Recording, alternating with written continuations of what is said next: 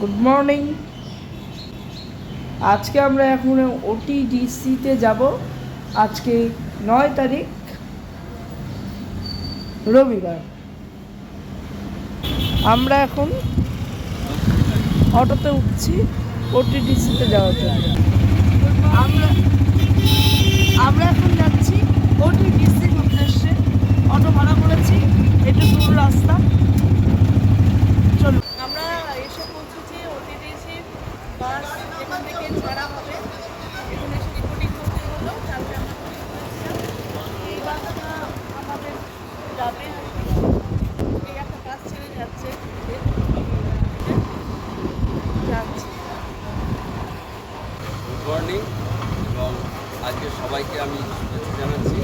আজকে আমাদের একটা বড় যেটা সকালে 6:30 থেকে শুরু হবে আর রাত্রি 8টা পর্যন্ত চলবে।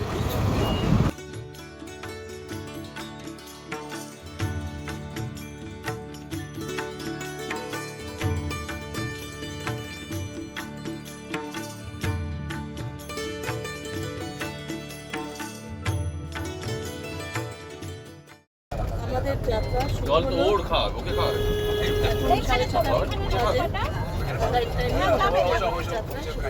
ये गोल्डन ट्रायंगल टूर में मैं जगन्नाथ आप सभी को उड़ीसा टूरिज्म के तरफ से हार्दिक स्वागत करता हूँ। আমাদের ওটিডিসির গাইড আমাদের সবাইকে হার্দিক শুভকামনা জানালেন ও আজকের এই ট্যুরটাকে গোল্ডেন ট্রায়াঙ্গল ট্যুর হিসাবে বর্ণনা করলেন। কেন এটাকে গোল্ডেন ট্রায়াঙ্গল ট্যুর বলা হচ্ছে? কারণ পুরী থেকে ভুবনেশ্বর, ভুবনেশ্বর থেকে কোণার্ক ও কোণার্ক থেকে পুরী, এই ত্রিভুজ আকারে আজকে ঘোরা হবে। আজকের প্রথম দর্শনীয় স্থান ধবলগিরি। আমরা এখানে ব্রেকফাস্ট করতে একটু দাঁড়িয়েছি, কিন্তু আমরা পার্সেল করে নিচ্ছি। আমাদের তো খাওয়ার সময় হয়নি, তার জন্য আমরা পার্সেল করে নিচ্ছি। এই যে এখানে রান্না করছে, এই যে বসে আছে সব পার্সেলের জন্য।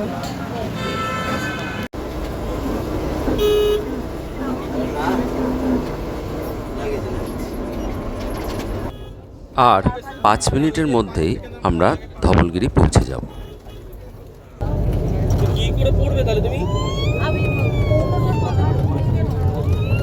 পৌঁছে গেলাম ধবলগিরি পাহাড়ের একদম গোড়ায়।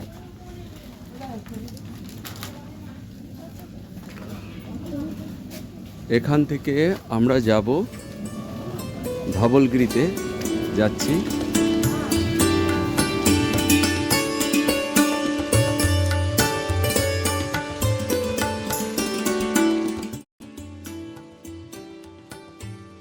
এই সেই ধবলগিরি। এটি সাদা রঙের বুদ্ধ মন্দির, পাহাড়ের মাথায় অবস্থিত। এটি শান্তির প্রতীক। এই ধবলগিরি পাহাড়ের কাছে কলিঙ্গ মহাযুদ্ধ সংঘটিত হয়েছিল। খ্রিস্টপূর্ব 261 সালে সম্রাট অশোক কলিঙ্গ আক্রমণ করেন। কলিঙ্গ যুদ্ধ অশোক ও রাজা অনন্ত পদ্মনাভের মধ্যে সংঘটিত হয়। এই যুদ্ধে প্রায় 1 লক্ষ মানুষের মৃত্যু হয়। এই যুদ্ধের বীভৎসতা দেখে চণ্ডাশোক ধর্মাশোকে পরিণত হন। তারপরে এই বৌদ্ধ মন্দিরটি তিনি নির্মাণ করেন।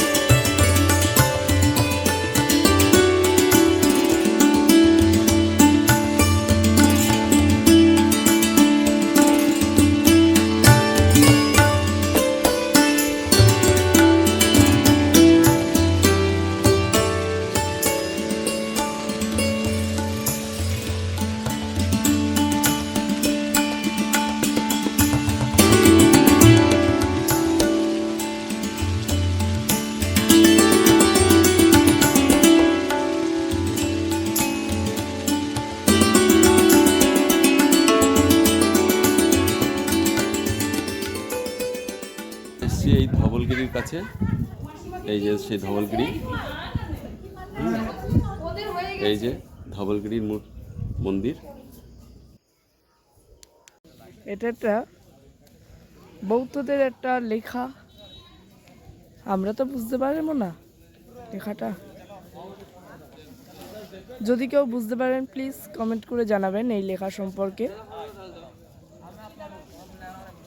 यही धवलगिरी पहाड़ के नीचे जो लगभग सेकेंड सेंचुरी में जो महासंग्राम हुआ था, जिसका मेन बॉटलफील्ड रणभूमि जो था, जो दया रिवर, दया नदी जिसे बोला जाता था, वो अभी आपका वो डायरेक्ट बाएं तरफ आएगा। ये सिटी के ओल्ड टाउन में आपका लिंगराज जी का मंदिर होता है। सबको एक बात पता ही होगा, पूरी को सब श्री क्षेत्र बोला जाता है। क्या बोला? श्री क्षेत्र, कोणार्क को अर्क क्षेत्र बोला जाता है, क्योंकि वहाँ पर सूर्य भगवान जी का पूजा होता है। सूर्य भगवान जी का काम अर्क होता है। वैसे ही ये भुवनेश्वर सिटी को एकाम्र क्षेत्र बोला जाता है। চলেছি লিঙ্গরাজ টেম্পল দর্শন করতে। আমাদের সাথে আমাদের গাইডও আছে। দূর থেকে লিঙ্গরাজ টেম্পল, ভগবান শিবের মন্দির।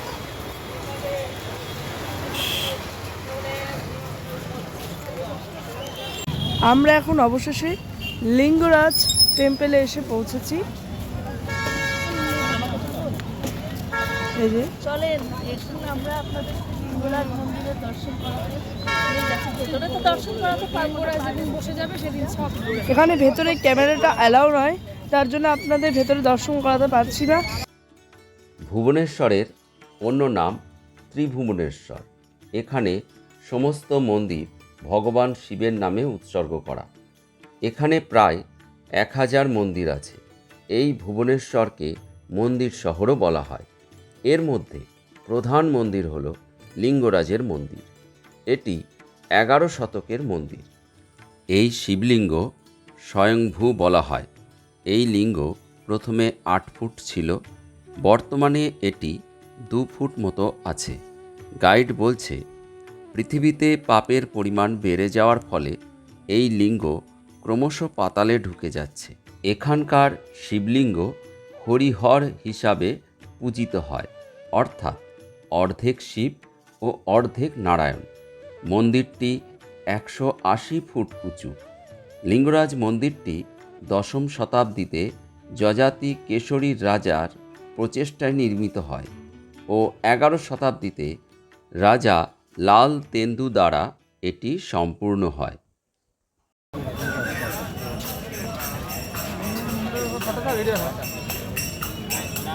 এইখান থেকে ঢুকতে হবে। এই যে বেরিয়ে যাওয়ার পর ওখান দিয়ে ঢোকার ব্যাপার, এন্ট্রান্স, ওই যে এন্ট্রান্স লেখা, ওখান থেকে ঢুকতে হবে।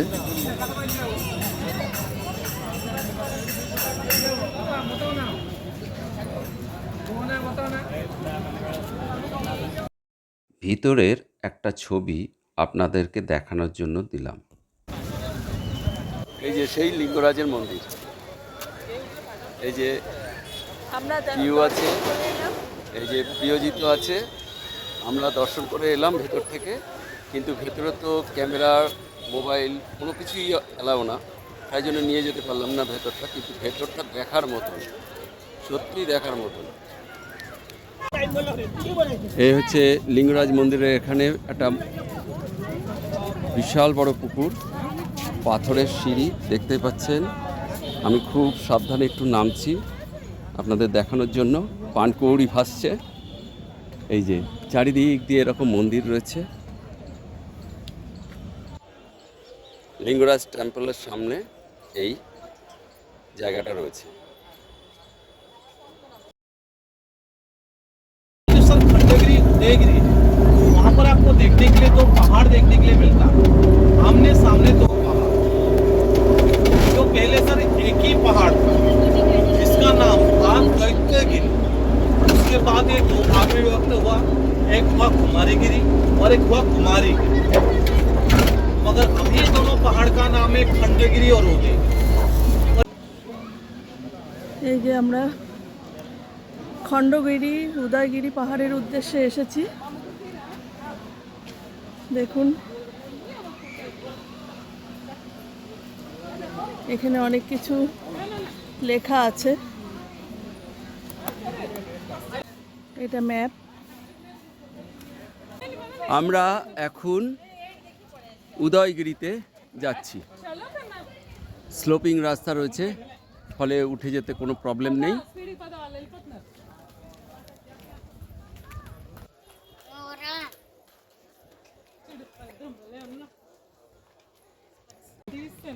ఉదయగిరి যাওয়ার রাস্তা। উদয়গিরি যাচ্ছি, উঠতে বেশ একটু কষ্ট আছে, খাড়াই খাড়াই রাস্তা।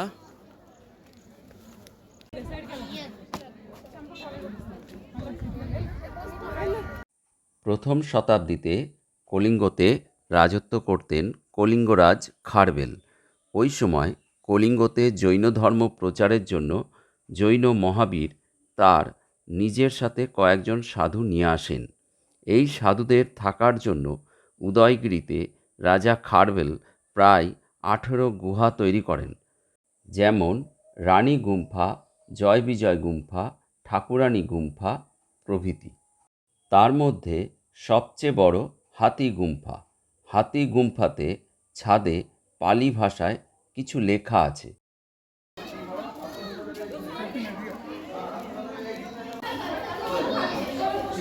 এটা হচ্ছে হাতি গুহা।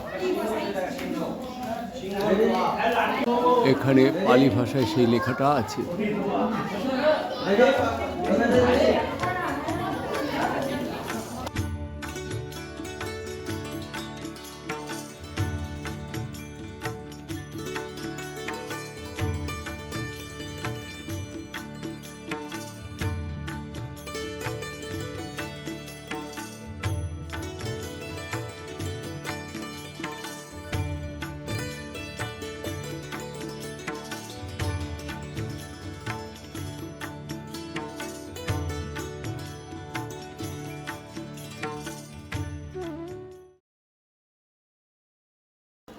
এই মুহূর্তে আমরা উদয়গিরি পাহাড়কে ভালোভাবে পর্যবেক্ষণ করছি। প্রচণ্ড রোদ, গরমও, তার মধ্যে দিয়ে যতটা পারছি এটাকে আমরা ভালোভাবে দেখছি।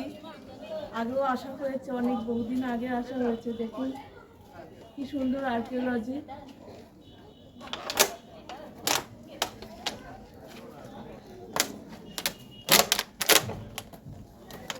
ভারতবর্ষের সংস্কৃতি, ভারতবর্ষের আর্কিওলজি, সেসব বিভিন্ন বিভিন্ন স্থাপত্যগুলো এইভাবে, মানে এর বর্ণনা তো ক্যামেরায় ধরে রাখা এভাবে বলতে পারবো না। নিজের চোখে যেটা দেখা হচ্ছে কতটা আপনাদেরকে দেখাতে পারবো। আপনারা অনেকেই পুরীতে এসেছেন। আর এই যে প্লাস্টিকের বোতল এখানে, হ্যাঁ এটা কিন্তু খুব খারাপ।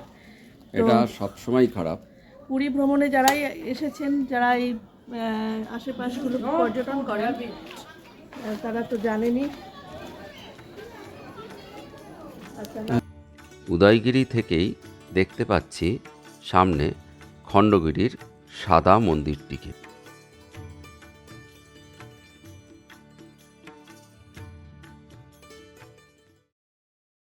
একটু ধারণা করেছি আমি। এই হচ্ছে খণ্ডগিরির মন্দির, জৈন মন্দির, যেটা ওখানে চড়া তো খুব মুশকিল, সেই সময়ও কম, তাই ওখানে গেলাম না।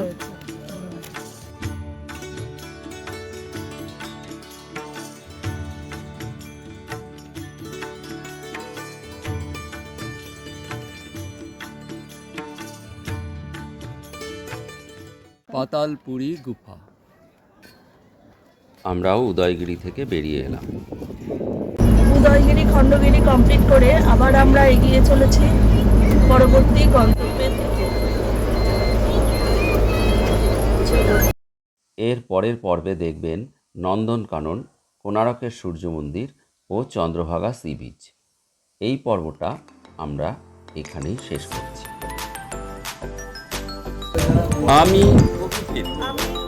আমি প্রিয়জি। আমরা ঘুরে বেড়াচ্ছি বিভিন্ন জায়গায়, সাথে আপনাদেরকে নিয়ে, আর সেই সমস্ত ভিডিও করে আমরা এই চ্যানেলে দিচ্ছি। যদি ভালো লাগে